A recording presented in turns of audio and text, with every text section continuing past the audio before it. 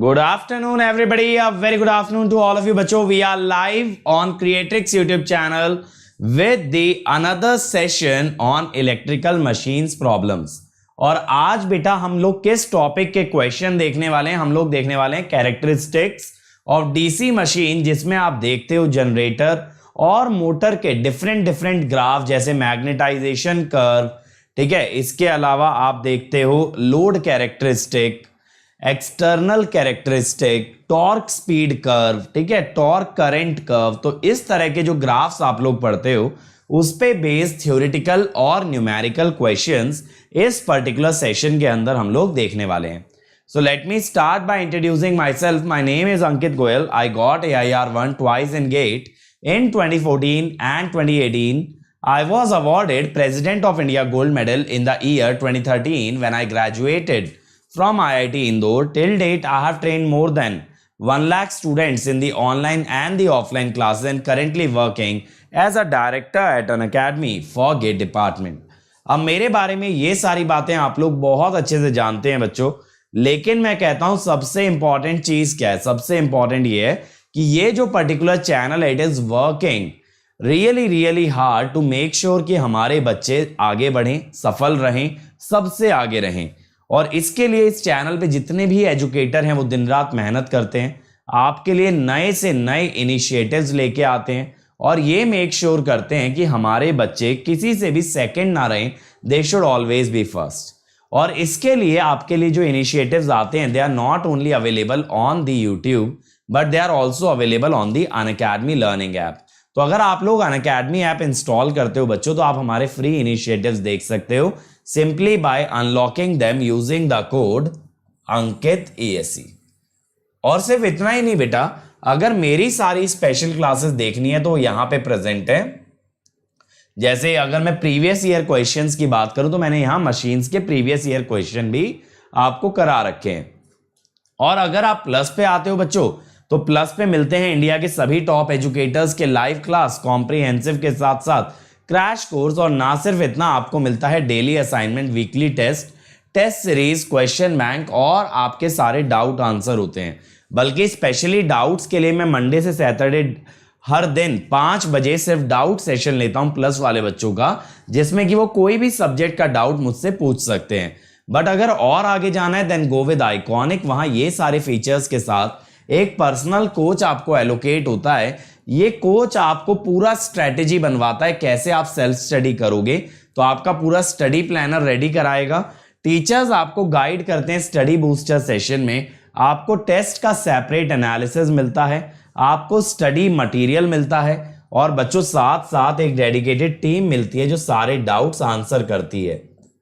तो अब अगर यहां पे आप कोड लगाते हो अंकित ESE, तो आपको इतने अमेजिंग सब्सक्रिप्शन पे मिलता है 10% डिस्काउंट. और सिर्फ इतना ही नहीं, इस सब्सक्रिप्शन पे आपको मेरी पर्सनल गाइडेंस मिलती है, जहां पे कि आप मुझसे लगातार इंटरैक्ट कर सकते हो, तो ताकि आप कभी भी ट्रैक लूज आउट ना करें.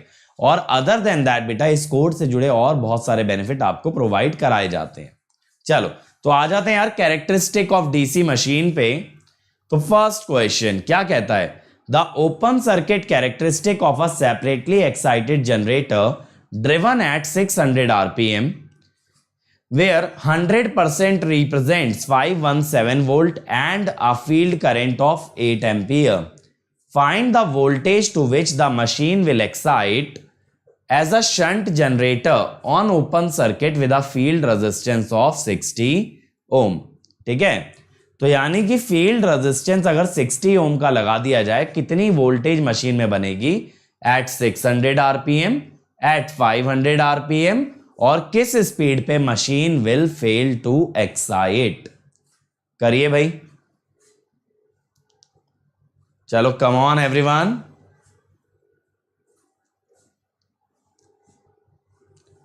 तो ये बेटा आप ना सेपरेटली एक्साइटेड की तरह इसकी कैरेक्टरिस्टिक बना लिए हो. अब इसने पूछा है 60 ओम का रेजिस्टेंस होगा तो आपका एक्साइटेशन कहां तक जाने वाला है?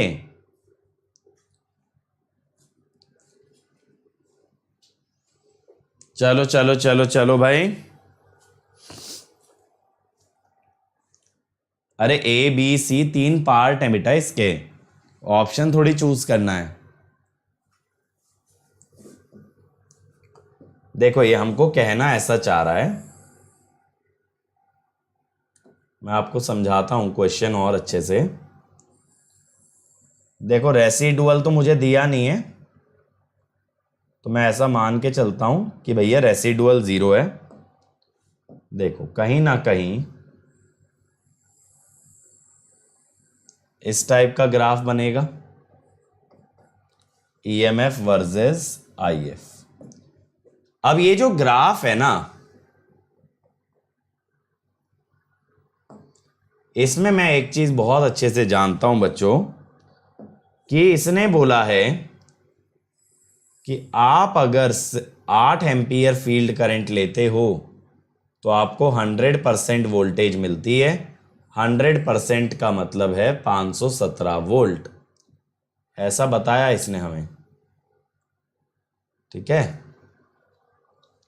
तो यहां पे अगर आप 8 एम्पियर लेते हैं तो आपको मिलता है 517 वोल्ट, और ये ग्राफ बनाया गया है at a speed of 600 RPM. अब ये बोला है अगर फील्ड रेजिस्टेंस की लाइन जो कि 60 ओम की लाइन है तो मशीन कितनी वोल्टेज तक एक्साइट होगी। कहने का यहां पे ये मतलब है, अगर यहां से 60 ओम्स की सपोज लाइन खींच दी जाए तो ये किस वोल्टेज पे पहुंचती है, ये हमसे जानना चाहता है। बात समझ में आ रही है बच्चों? ये हमसे ऐसा पूछ रहा है कि 60 ओम की लाइन को ये कहां पे जाके इंटरसेक्ट करेगा। चलो बताओ। अब तो मैंने आपको समझा दिया ना क्वेश्चन किस बारे में है। वैसे यहां पे थोड़ा अच्छे से बनाओगे ना ग्राफ तो ज्यादा अच्छा लगेगा। ग्राफ एक्चुअली ऐसे होगा। तो ये आपको बताना है इंटरसेक्शन कहां पे आ रहा है।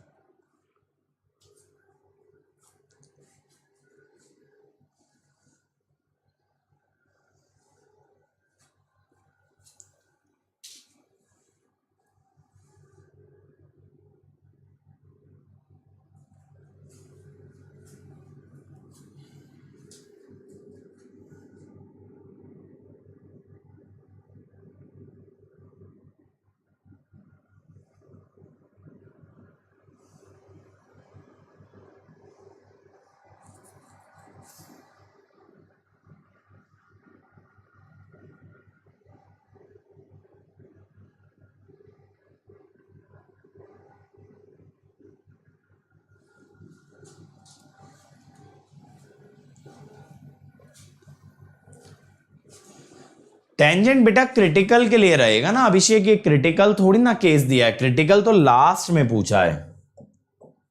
चलो देखो मैं पहला पार्ट आपको समझाता हूं। If machine builds up 517 volt तो IF शंट के अंदर कितना आएगा। अगर शंट की बात करें तो 517/60। ठीक है, तो अगर मशीन 517 वोल्ट बिल्डअप करती तो ये आता 8.6166, और IF सेपरेटली एक्साइटेड में कितना आएगा, 8 एम्पियर। करेक्ट, ये बोला है ना 8 एम्पियर पे, तो मैं कहता हूं IF shunt by IF separately, यानी शंट में कितना एक्स्ट्रा करंट देना पड़ा सेम वोल्टेज बिल्डअप के लिए, दैट इज 1.077 टाइम्स। इतने टाइम्स बेटा आपको करंट देना पड़ा in order to build up the same amount of voltage, right. ये बात क्लियर हुई। लेकिन क्वेश्चन में इसने पूछा है कि कितनी वोल्टेज पे ये एक्साइट होगा अगर 60 ओम का रेजिस्टेंस हम लोग लगा दें। बट मुझे पता है जो भी वोल्टेज आती सेपरेटली में, सॉरी जो भी फील्ड करंट सेपरेटली एक्साइटेड में आता उसका कितना होगा 1.077 टाइम्स होगा when we talk about the shunt excitation. जब हम शंट की बात करते हैं ना तो इतना टाइम्स आएगा। अब बात है कि सर ये कितना एक्साइट होगा या कितने वोल्टेज तक जाएगा। अब बेटा कितने वोल्टेज तक जाएगा अगर आप ये निकालना चाहते हो, पहले मैं इसका सिग्निफिकेंस लिख देता हूं। It implies for same voltage generation, for same voltage buildup,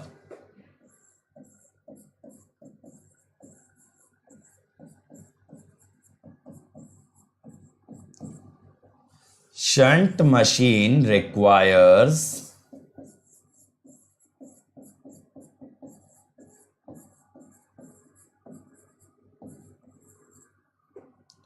1.077 times current as compared to separately excited। ठीक है भाई, मतलब 517 वोल्ट पे इतना फील्ड करंट आपका आ रहा हो। अब इतना फील्ड करंट आ रहा है, अब इतना फील्ड करंट अगर आ रहा है तो आइडियली अगर मैं सोचूं तो 517 इंटू दिस 556.85, बट अगर इस टाइप से सोचते चलें हम, divided by 60 divided by 8 into 517 divided by 60 divided by 8 into 517। तो देखो एक तो तरीका ये है जो आप लोग देखते हो कंसेप्चुअली ना, कि हर वोल्टेज पे एक फील्ड करंट आता है, उसके करस्पॉन्डिंग आपको नया वोल्टेज मिलता जाता है। एक तो तरीका ये हो जाता है, लेकिन what I am worried about is कि यहां पे ना ये ग्राफ लीनियर नहीं होगा। देखो बेसिकली मैंने क्या किया है ना, ये जो 517 दे रखा है, देखो एक्चुअली मैंने क्या किया है, ये जो 517 दे रखा है इसके करस्पॉन्डिंग मैंने फील्ड करंट निकाल लिया है। अब अगर हम लोग बेसिक से करते तो हम उस फील्ड करंट के करस्पॉन्डिंग फिर से क्या निकालते, वोल्टेज, फिर उसके करस्पॉन्डिंग क्या आता, फील्ड करंट। तो ये वाला जो क्वेश्चन है ना, ये वाला जो क्वेश्चन है, this has to be solved graphically and not numerically. तो ये ग्राफिकली सॉल्व हो पाएगा बेटा, इसको आप न्यूमेरिकली नहीं कर पाओगे। ठीक है। अब दूसरे क्वेश्चन में ये पूछा है कि 500 आरपीएम पे होता तब क्या होता। बेटा 500 आरपीएम पे क्या होता, आशुतोष देखो मैंने क्या किया, मैंने ये पता लगा लिया कि शंट के अंदर कितना करंट पैदा हो रहा है। तो अब यहां अगर मुझे पता लग गया सेपरेटली के कंपैरिजन में शंट में कितना करंट है, तो अब मैं क्या करूंगा, इस करंट से फिर से ईएमएफ निकालूंगा। अगर 8 एम्पियर पे इतना है 517, तो उसका 1.077 टाइम्स करूंगा, उससे एक और नया फील्ड करंट आएगा। ऐसा जैसे यहां पे देखो, अगर इस ग्राफ से देखो, अगर मान लो ये मेरा वोल्टेज है, सपोज ये मेरा वोल्टेज है यहां पे, तो मैं इससे ना ये निकाल लेता हूं कि कितना मुझे, बेसिकली जस्ट अ मिनट, अगर ये मेरा वोल्टेज है, हाँ, तो देखो मैं ये निकाल लेता हूं इस वाले वोल्टेज से कि इतना फील्ड करंट मुझे रिक्वायर्ड होगा। अब इस फील्ड करंट पे मेरे पास एक नया वोल्टेज आता है, फिर मैं निकालता हूं उससे कितना फील्ड करंट रिक्वायर्ड है, उससे एक और नया वोल्टेज आता है। तो इस टाइप से रेशो ले लेके हम ईएमएफ को स्केल करते जाते हैं, उससे नया करंट, नए करंट से नया ईएमएफ, नए ईएमएफ से नया करंट। बट ये चीज ग्राफिकली हो सकती है, न्यूमेरिकली नहीं। इसका जो सेकंड क्वेश्चन है 500 आरपीएम, क्या होगा बेटा 500 आरपीएम पे अगर बात करें,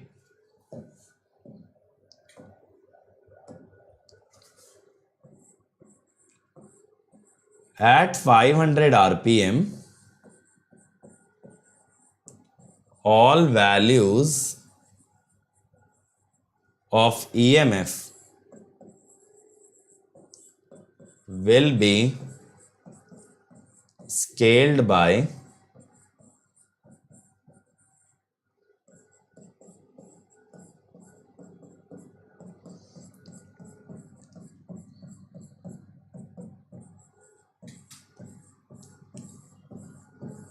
कितने से स्केल हो जाएगा 5/6। ठीक है, तो सारे EMF फेल हो जाएंगे 5/6 से, और हम लोग क्या करेंगे, then we will repeat same process.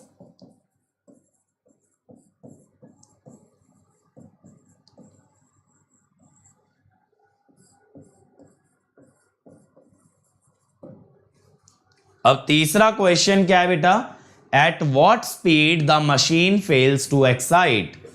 हम कहते हैं machine fails to excite when field resistance line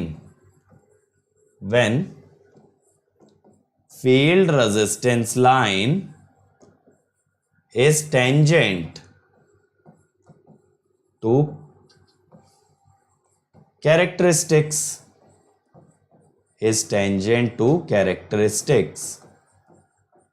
यानी कि स्लोप क्या हो आपका 60 आ जाए, क्योंकि बेटा फील्ड रेजिस्टेंस लाइन का स्लोप कितना है 60 है, तो अगर आपकी कैरेक्टरिस्टिक का स्लोप भी 60 आ गया तो हो जाएगा काम। ठीक है, तो मैं ये कहता हूं 60 इज इक्वल टू ये जो 517 है into N2/600 divided by 8, basically EF -0 by IF -0, ऐसे स्लोप निकाला है। ठीक है, ओरिजिन के रेस्पेक्ट में। अब यहां से कितना हो जाएगा 480 इंटू 600 बाय 517,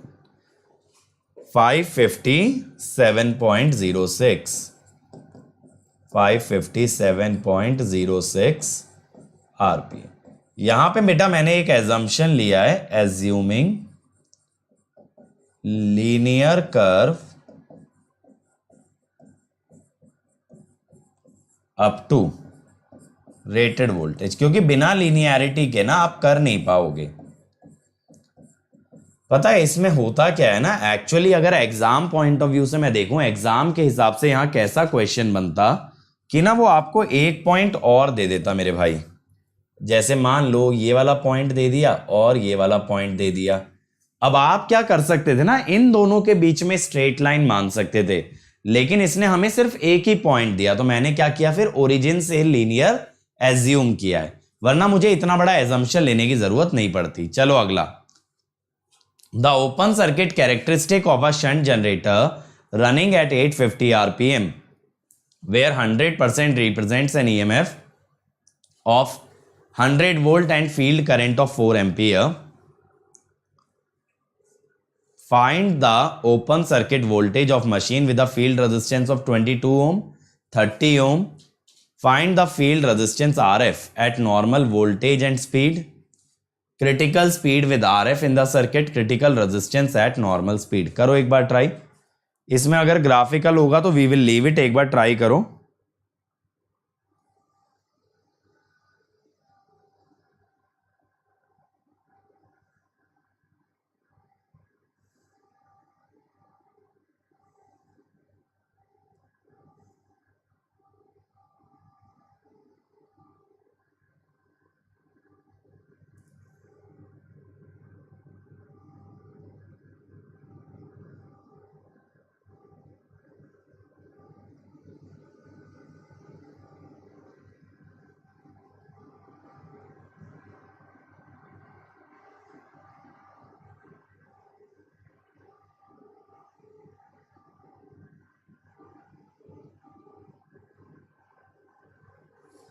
ये वाला चलो जाने दो यार, इसके लिए भी ना इसका फिगर अच्छे से गिवन होना चाहिए। इसको स्किप कर दो, इसके अंदर भी फिगर मस्ट बी गिवन, ठीक है, वरना नहीं कर पाओगे अपनी तरफ से। आगे बढ़ते हैं, अगला ट्राई करते हैं, ये वाला ट्राई करो, ठीक है। ऋषभ, जो ईएमएफ की वैल्यू गिवन थी बेटा 517, वो 600 पे थी। तो अगर मैं N2 पे निकालना चाहता हूं in such a scenario, I would scale it by N2 by 600 because EMF is proportional to speed at a constant field current. चलो ये देखो, a series generator having external characteristic which is a straight line through 0 to 50 volt at 200 ampere is connected as a booster between station bus bar and a feeder of 0.3 ohm resistance. Calculate the voltage between far end of the feeder and the bus bar at a current of 160 ampere and 50 ampere. करो, ये वाला बहुत easy है, जल्दी होना चाहिए बेटा। इसमें जो आपका सीरीज जनरेटर है ना, सीरीज जनरेटर की कैरेक्टरिस्टिक एक स्ट्रेट लाइन दे रखी है। कौन सी कैरेक्टरिस्टिक दे रखी है? External characteristic. एक्सटर्नल कैरेक्टरिस्टिक किसके बीच में होती है? VT और IL के बीच में, ठीक है।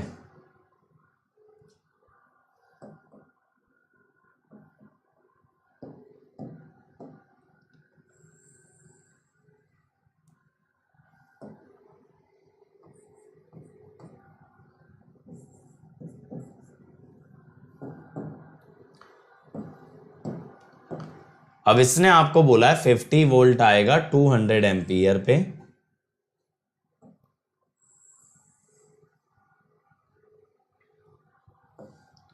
तो 200 एम्पियर पे 50 वोल्ट बताया हुआ है भाई। अब करो जरा, आपसे ये पूछा है कि अगर एक जनरेटर है, सीरीज जनरेटर है, अगर ये एक फीडर से कनेक्टेड है,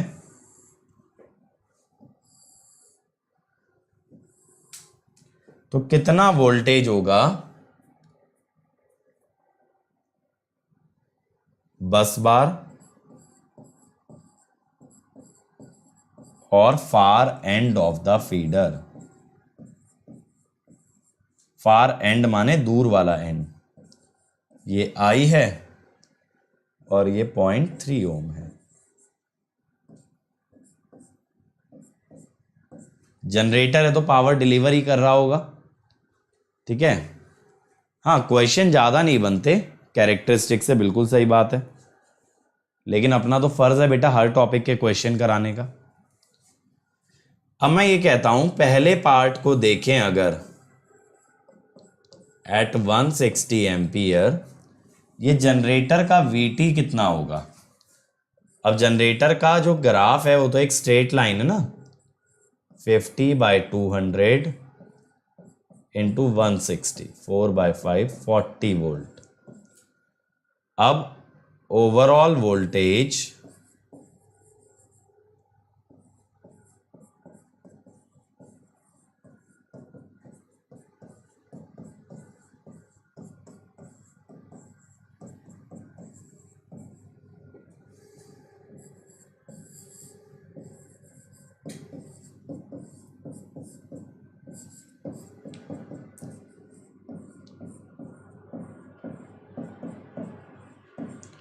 यह है 12.5 वोल्ट और ओवरऑल वोल्टेज आ गया बेटा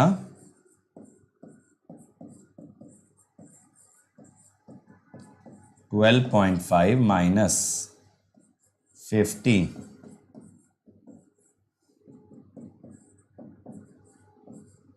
तो यानी कि इसका मतलब है 8 वोल्ट का ड्रॉप आएगा और दूसरे केस में 2.5 वोल्ट का ड्रॉप आएगा। चलो अगला देखो यार, estimate the number of series turns per pole for a 500 kilowatt compound generator required to generate 500 volt at no load and 550 volt at full load. The requisite ampere turns per pole being 7900 and 11200. The shunt winding is designed to give 500 volt at no load when its temperature is 20 degree centigrade and its final temperature on load is 60 degree centigrade. करो भाई, ये पूछ रहा है कितने series turns required हैं अगर आपको 500 वोल्ट जनरेट करना है नो लोड पे और 550 जनरेट करना है फुल लोड पे.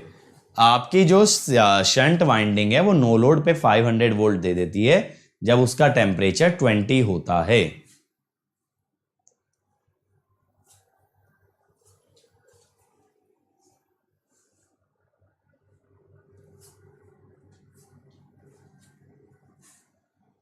बेटा YouTube में मेरी पूरी प्लेलिस्ट तो है 117 लेक्चर्स की, वो देख लो.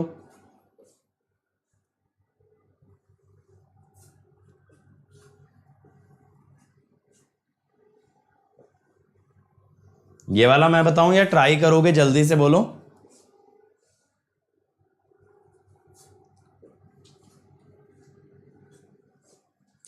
जल्दी से बताओ, ट्राई करोगे या मैं बताऊं कैसे होगा ये?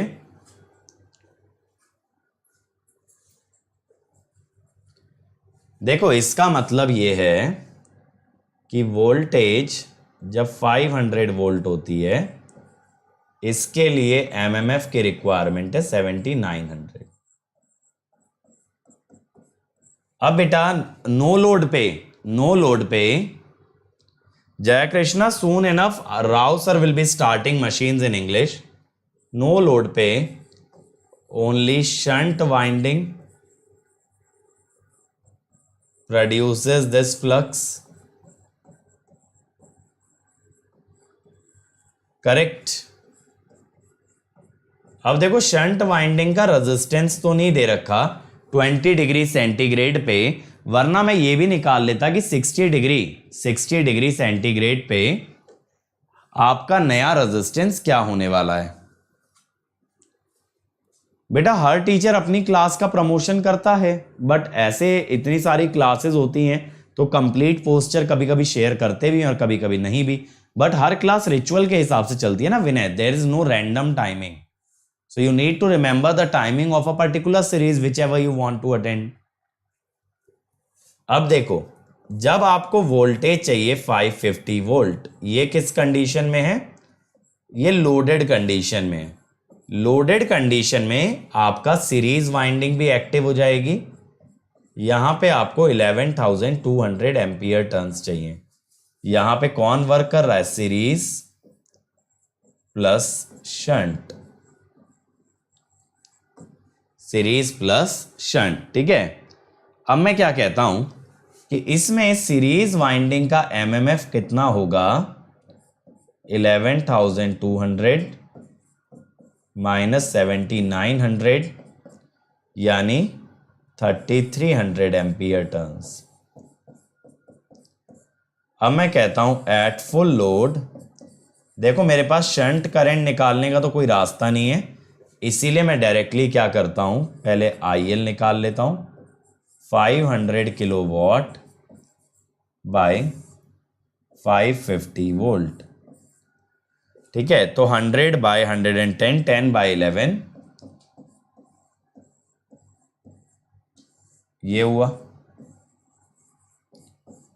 तो मैं कहता हूं नंबर ऑफ टर्न्स कितने होंगे सीरीज वाइंडिंग में? 3,300 ओवर 10,000 बाय 11.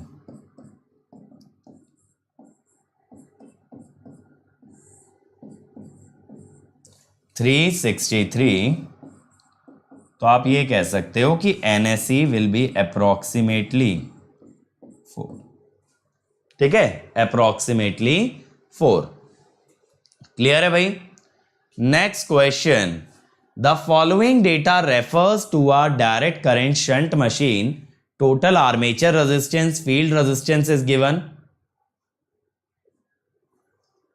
आशुतोष, जब एमएमएफ ज्यादा दिया है लोडेड कंडीशन में तो ऑब्वियसली शंट और सीरीज का ऐड हुआ होगा बेटा. 550 बेटा टर्मिनल वोल्टेज लिया जाएगा, ठीक है. चलो, the following data refers to a direct current shunt machine. Total armature resistance 0.3 ohm, field resistance, open circuit characteristic at 1000 rpm is such that the field current is 5 ampere for EMF 220 and 4 ampere for 200। देखो जो चीज अभी मैंने बोली थी कि 2 points आपको given होते हैं। Neglecting armature resistance, find the resistance in the circuit in the shunt regulator to obtain a speed of, find the resistance in circuit in shunt regulator to obtain a speed of 1000 rpm when running as a motor on 220 volt supply at full load current of 35 ampere। अब देखो इसके अंदर ना बेटा यहां पे जो 2 point दिए that is very very necessary, क्योंकि पूरा ग्राफ कभी लीनियर नहीं मान सकते, लेकिन ना पीस वाइज लीनियर अप्रोक्सीमेशन चलता है। पीस वाइज का मतलब क्या होता है कि ग्राफ का कुछ हिस्सा अलग अलग लीनियर कर्व से अप्रोक्सीमेट कर सकते हो। तो जैसे आपको दिया है 200 वोल्ट 4 एम्पियर, 220 5 एम्पियर।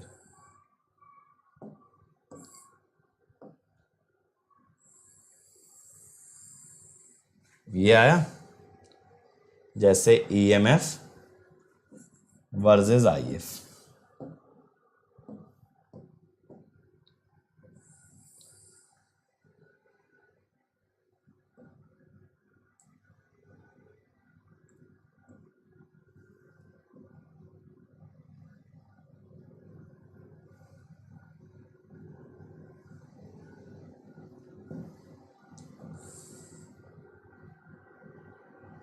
ठीक है,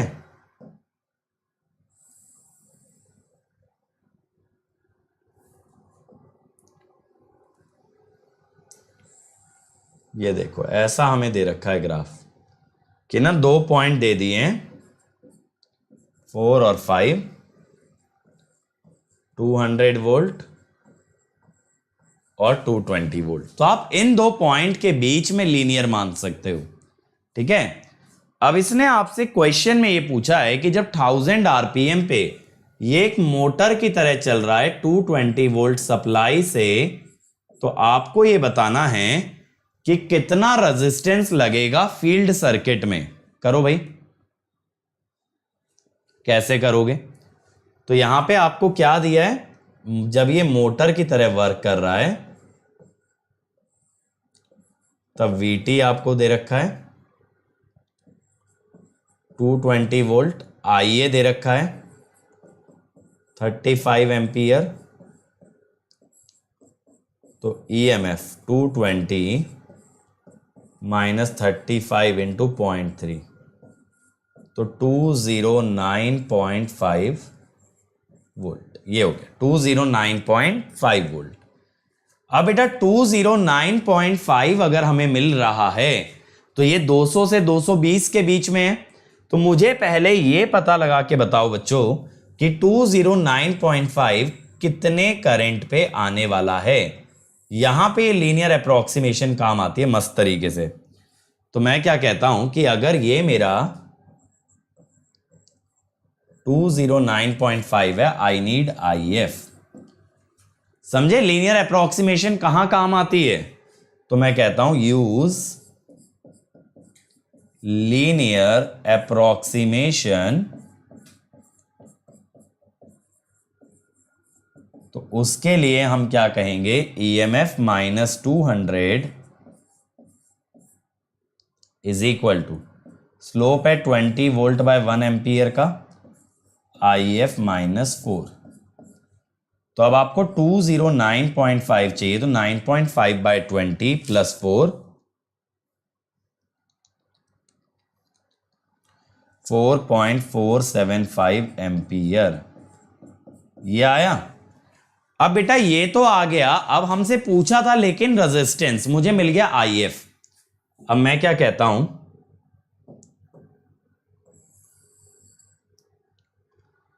कि भाई यहां पे VT बाय RSH plus R external is IF। यहां से R एक्सटर्नल कितना होगा 220। RF आपको पहले का दे रखा है ना 40, तो 9.162। समझे क्या करना चाह रहा था ये? आपको मोटर के केस में ईएमएफ निकाल के आईएफ निकालना पड़ता, और यही मैंने बोला फर्स्ट 2 क्वेश्चंस के अंदर ना, अगर वो हमें ये दे देता ये वाली लाइन, तो हम इस लाइन की इक्वेशन लिख के ना इंटरसेक्शन बहुत इजीली निकाल सकते थे। लेकिन वहां पे प्रॉब्लम क्या थी, ग्राफ मिसिंग था, और ग्राफ में सिर्फ एक ही पॉइंट आपको गिवन था। लेकिन गेट एग्जाम में अगर क्वेश्चन बनेगा तो इस टाइप से 2 पॉइंट आपको दे के रखेगा। चलो अगला देखो, a long shunt compound generator, long short नहीं, long shunt compound generator delivers a current of 50 ampere at 500 volt. Shunt field, armature और सीरीज फील्ड के रेजिस्टेंस दे रखे हैं। Generated EMF and armature current allow 1 volt पर brush for contact drop. करो भाई try, ये तो काफी स्टैंडर्ड क्वेश्चन है, बनना भी चाहिए। चलो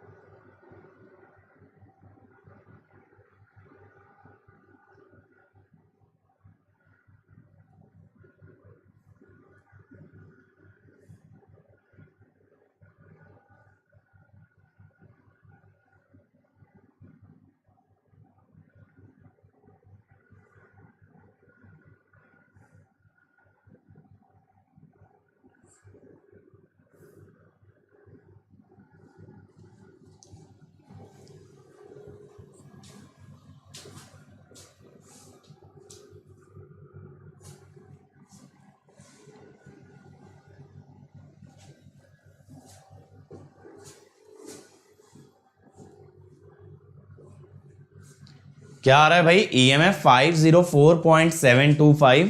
चलो एक बार देखें, देखो हमें आईएल दे रखा है बेटा 50 एम्पियर, वीटी हमें दे रखा है 500 volt, armature resistance is 0.05 ohm, RSE is 0.04 ohm, RSH is 200 ohm। ठीक है, लॉन्ग शंट है तो ISH में डायरेक्ट निकालता हूं पहले 500/200, दैट इज 2.5 एम्पियर। फिर मैं IA निकालता हूं IL प्लस ISH। IL है आपका 50, तो EMF आपसे पूछा गया है, EMF होगा VT plus IA, RA plus RSE plus VBD।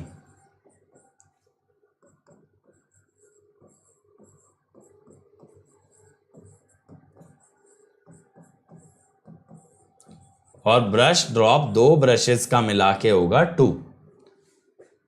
ठीक है, तो क्वेश्चन देखो सिंपल था, स्ट्रेट फॉरवर्ड था। 506.725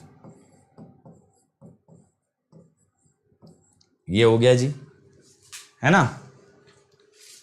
श्रेष्ठ आप ब्रश ड्रॉप लेना भूल गए ना, 506.725 आएगा। विभा और मंथन भी भूल गए। चलो अगला 7th पे आ जाओ। शोभन बेटा ये तो आपके शेड्यूल पे है ना, आप अपना शेड्यूल कैसे मेंटेन कर रहे हो। यूट्यूब पे तो ऑलमोस्ट सारे ही सब्जेक्ट आ चुके हैं, अब आपके ऊपर है आप कैसे कवर करते हो।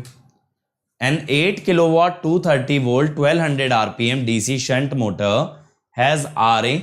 The field current is adjusted on low load with a supply of 250 volt. The motor runs at 1250 RPM and draws a armature current of 1.6 ampere. A load torque is then applied to the motor shaft that causes IA to rise to 40 ampere and speed falls to 1150 rpm. Determine the reduction in flux per pole due to armature reaction. करो भाई, ये भी Motors का standard question है, चलो बनाओ इसको।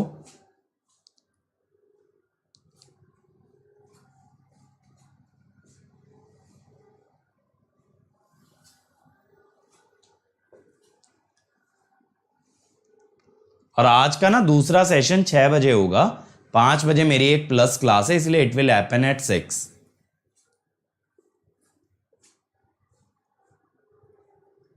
तो अमन बताओ बेटा मैं इसमें क्या करूं अगर तुम स्पेशल नहीं अटेंड कर रहे हो।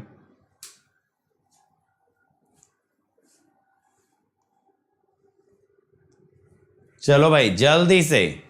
8 kilowatt 230 volt 1200 RPM DC shunt motor, RA दिया है आपको, नो लोड पे आईए दिया है, वीटी दिया है आपको, स्पीड दिया है। अब बोला है जब आईए 40 हो गया, स्पीड 1150 आरपीएम हो गई, तो कितना फ्लक्स रिड्यूस हुआ ड्यू टू आर्मेचर रिएक्शन।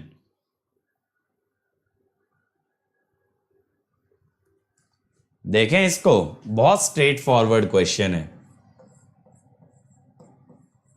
देखो बेटा जब आप नो लोड की बात करते हो तो ईएमएफ कितना आता है, वीटी माइनस आईए आर ए 1.12,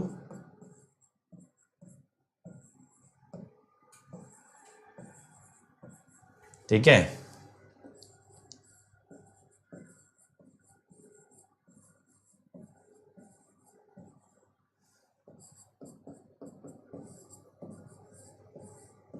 $250 माइनस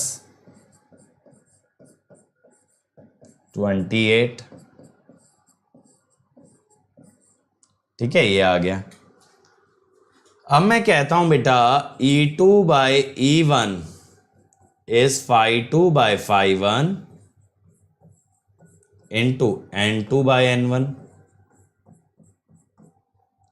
तो यहां से phi2 बाई phi1 कितना आएगा, 222 बाई 248.88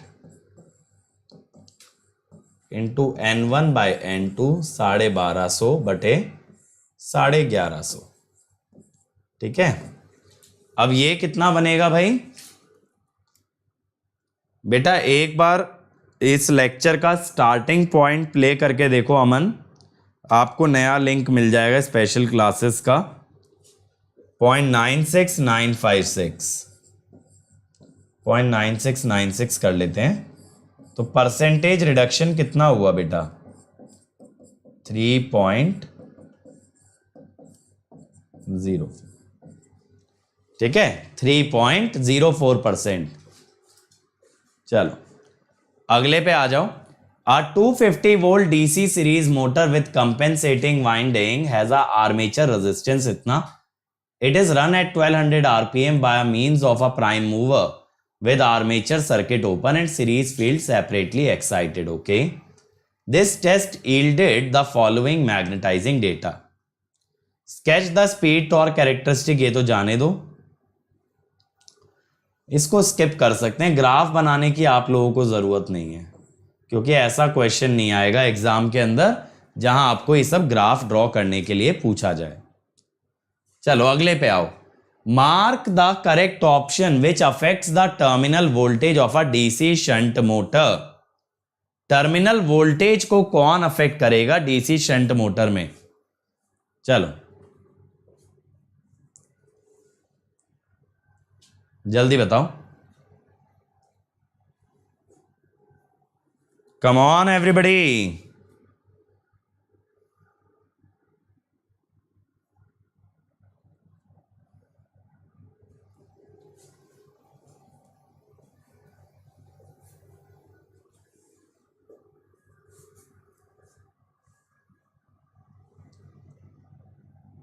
क्या आ रहा है, mark the correct option which affects the terminal voltage.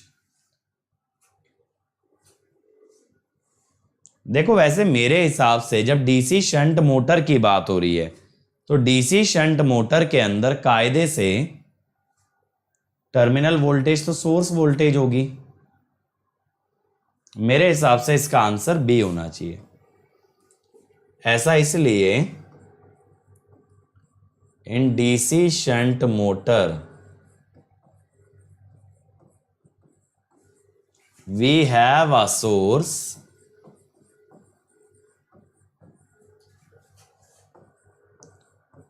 at terminals। Terminals पे हमने एक सोर्स लगा रखा होता है, तो सोर्स वोल्टेज अगर वेरी करेगी तो वही चीज आपका टर्मिनल वोल्टेज को अफेक्ट करेगी, तो इसलिए आंसर बी होना चाहिए।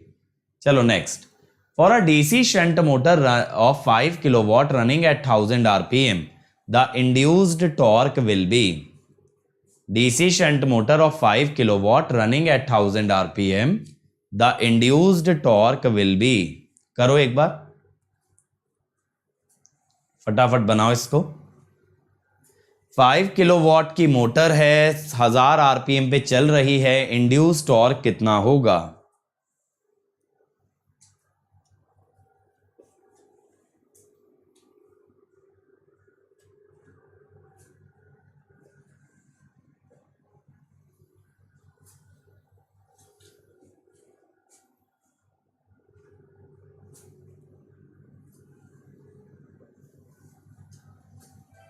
बताओ भाई जल्दी से। ए, आप कहोगे टॉर्क इज 5000 वॉट,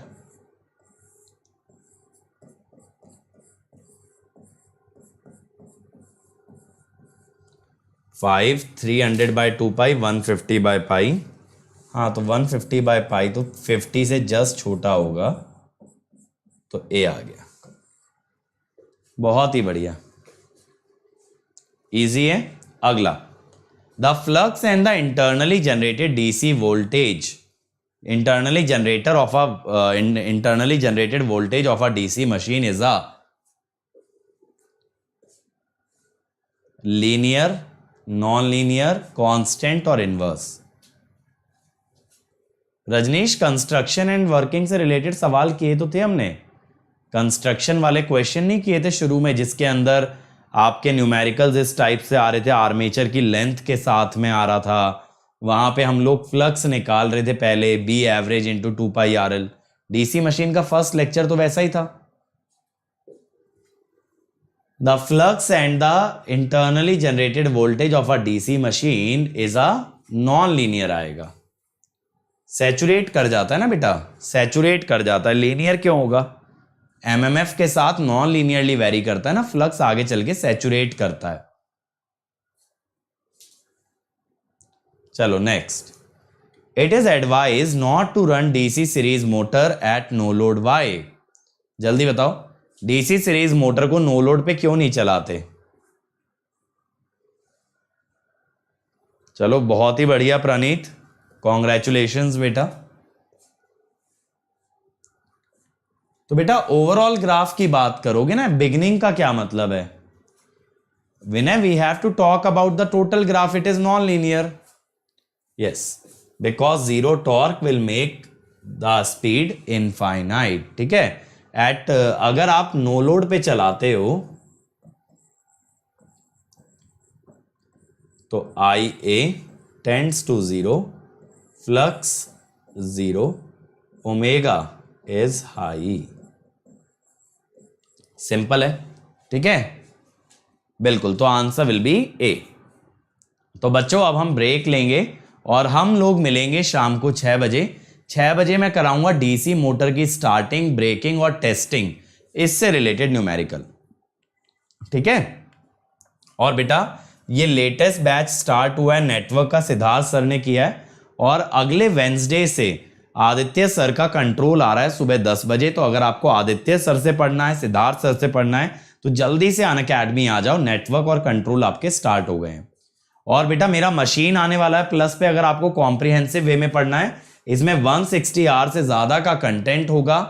ठीक है, डेली असाइनमेंट कराया जाएगा, वीकली क्विज कराया जाएगा और डाउट क्लियरिंग सेशन होंगे। रजनीश, नो लोड का मतलब है मोटर के शाफ्ट से कुछ ना कनेक्ट किया जाए। इसके अलावा बेटा कल होगा 11 बजे कॉम्बैट, तो कॉम्बैट के लिए रेडी रहना सभी लोग। आप लोगों को फोड़ना है, कोड लगा देना अंकित ESE एनरोल करने के लिए और मचा देना एकदम।